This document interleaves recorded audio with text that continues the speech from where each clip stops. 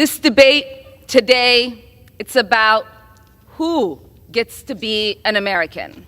What opinions do we have to be counted as Americans? This is what this debate is about, Madam Speaker. There is this idea that you are a suspect if you are an immigrant, or if you are from certain parts of the world, or a certain skin tone, or a Muslim. It is no accident that members of the Republican Party accused the first Black president, Barack Obama, of being a secret Muslim. It is no accident that former President Donald Trump led a birther movement that falsely claimed he was born in Kenya. Because to them, falsely labeling the first and only President of the United States of America a Muslim and African immigrant somehow made him less American. Well, I am Muslim. I am an immigrant, and interestingly, from Africa. Is anyone surprised that I am being targeted? Is anyone surprised that I am somehow deemed unworthy to speak about American foreign policy? Or that they see me as a powerful voice that needs to be silenced? Frankly, it is expected, because when you push power, power pushes back. Representation matters.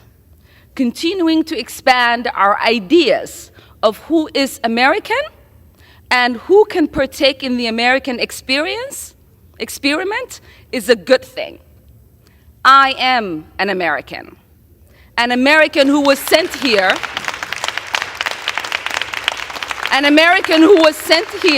by her constituents to represent them in Congress, a refugee who survived the horrors of a civil war, someone who spent her childhood in a refugee camp, someone who knows what it means to have a shot at a better life here in the United States, and someone who believes in the American dream and the American possibility and the promise and the ability to participate in the democratic process.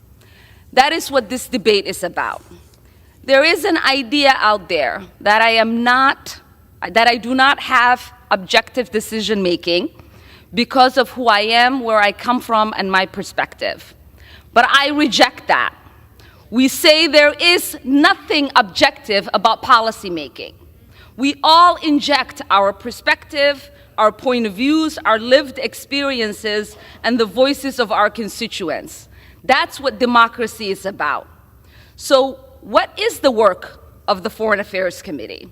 It is not to co-sign the stated foreign policy of whatever administration is in power. It's about oversight. It's to critique and to advocate for a better path forward.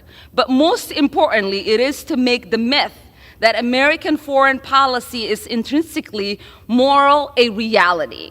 So I will continue to speak up because representation matters. I will continue to speak up for little kids who wonder who's speaking up for them. I will continue to speak up for families around the world who are seeking justice, whether they are displaced in refugee camps or they are hiding under their beds somewhere like I was, waiting for the bullets to stop. Because this child, survivor of war, would have wanted that. The 9-year-old me would be disappointed if I didn't talk about the victims of conflict, those that are experiencing unjust wars, atrocities, ethnic cleansing, occupation, or displacement like I did. They are looking to the international community and the United States, asking for help. They look to us because the international community and the United States profess the values of protecting human rights and upholding international law. So we owe it to them not to make this a myth, but a reality. I didn't come to Congress to be silent. I came to Congress to be their voice. And my leadership and voice will not be diminished if I am not on this committee for one term. My voice will get louder and stronger, and my leadership will be celebrated around the world as it has been. So take your vote or not. I am here to stay, and I am here to be a voice against harms around the world and advocate for a better world. I yield back.